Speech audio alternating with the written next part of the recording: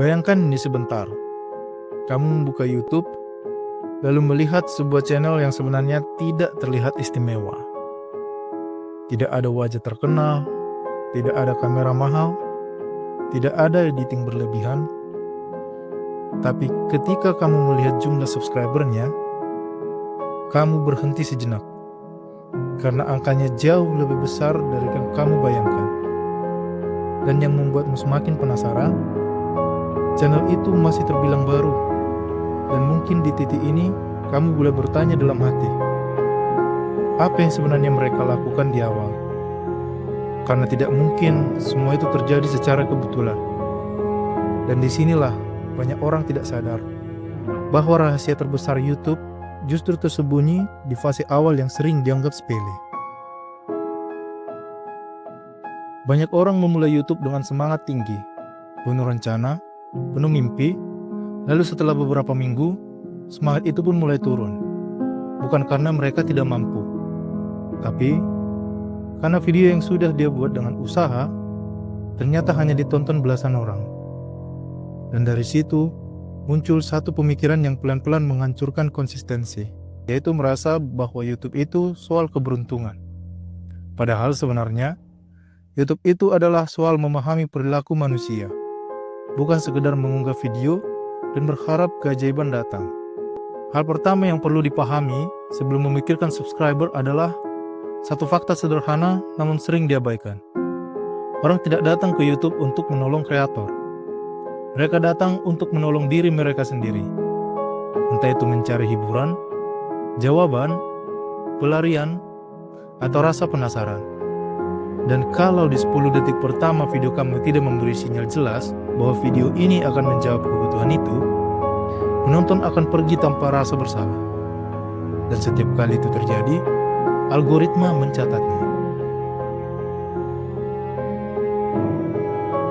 Inilah kenapa opening video menjadi penentu hidup dan matinya sebuah konten. Karena opening bukan tempat untuk memperkenalkan diri panjang lebar.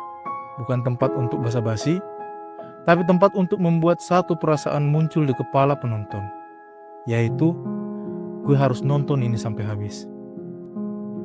Dan perasaan itu tidak muncul dari kalimat yang datar, tapi dari pertanyaan, pernyataan, atau cerita yang menggantung, yang membuat otak manusia secara alami ingin tahu kelanjutannya. Kesalahan lain yang sering terjadi adalah ketika YouTuber pemula ingin membahas terlalu banyak hal sekaligus, dengan harapan bisa menjangkau semua orang. Padahal, hasilnya justru sebaliknya. Karena ketika channel kamu tidak punya arah yang jelas, algoritma juga bingung harus merekomendasikan videomu ke siapa. Dan penonton pun tidak punya alasan kuat untuk subscribe. Karena mereka tidak tahu apa yang akan mereka dapatkan di video berikutnya.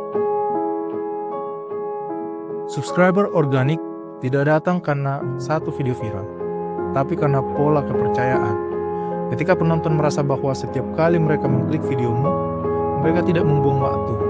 Dan pola itu dibangun dengan satu keputusan penting di awal, yaitu memilih satu topik utama dan satu sudut pandang yang konsisten. Bahkan kalau audiensmu masih kecil.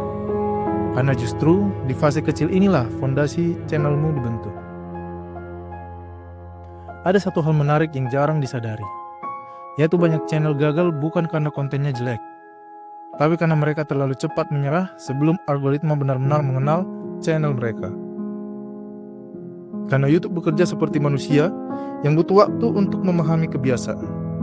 Dan selama kamu konsisten pada satu jenis konten, perlahan YouTube akan mulai menemukan penonton yang tepat untukmu.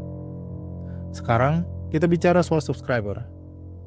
Karena ini bagian yang paling sering dikejar. Tapi ironisnya, semakin dikejar, semakin menjauh. Karena subscriber sejatinya adalah efek samping, bukan tujuan utama. Orang akan subscribe ketika mereka merasa channelmu adalah solusi jangka panjang, bukan hanya jawaban sekali lewat. Dan untuk menciptakan perasaan itu, kamu perlu membuat penonton merasa bahwa video ini hanyalah satu bagian dari sesuatu yang lebih besar. Disinilah pentingnya membuat konten seolah-olah saling terhubung, meskipun berdiri sendiri.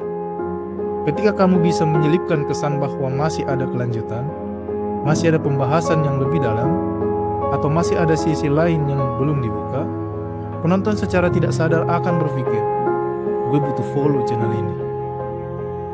Banyak YouTuber pemula terlalu fokus pada kualitas teknis, padahal yang paling menentukan adalah alur cerita. Bahkan video tanpa wajah, tanpa suara manusia asli, tanpa kamera mahal, tetap bisa tumbuh jika alurnya kuat. Karena manusia pada dasarnya menyukai cerita, bukan resolusi 4K. Dan ketika kamu memahami ini, beban memulai YouTube menjadi jauh lebih ringan. Hal yang juga penting adalah memahami bahwa YouTube tidak memberi hadiah pada video terbaikmu, tapi pada video yang paling lama ditonton.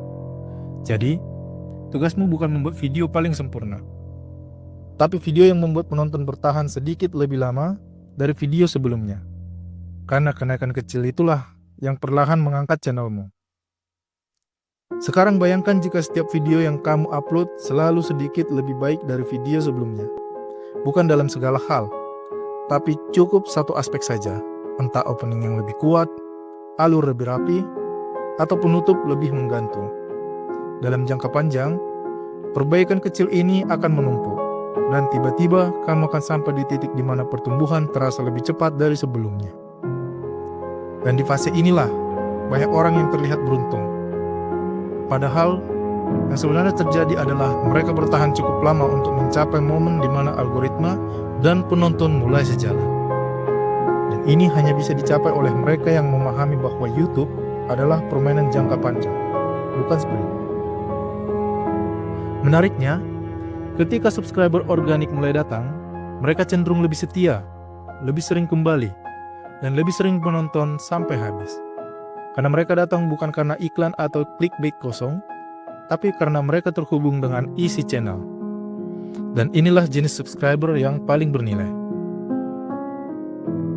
Di bagian akhir ini, ada satu pesan penting yang perlu kamu simpan, terutama kalau kamu baru mulai dan merasa kecil.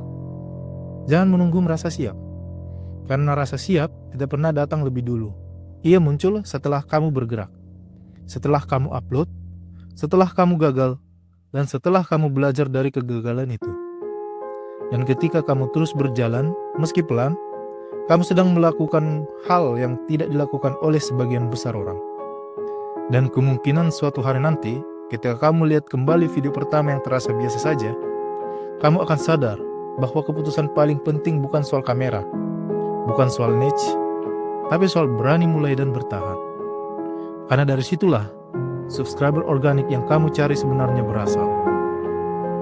Jika kamu suka konten seperti ini, silakan like, subscribe, dan komen di video ini. Terima kasih. See you.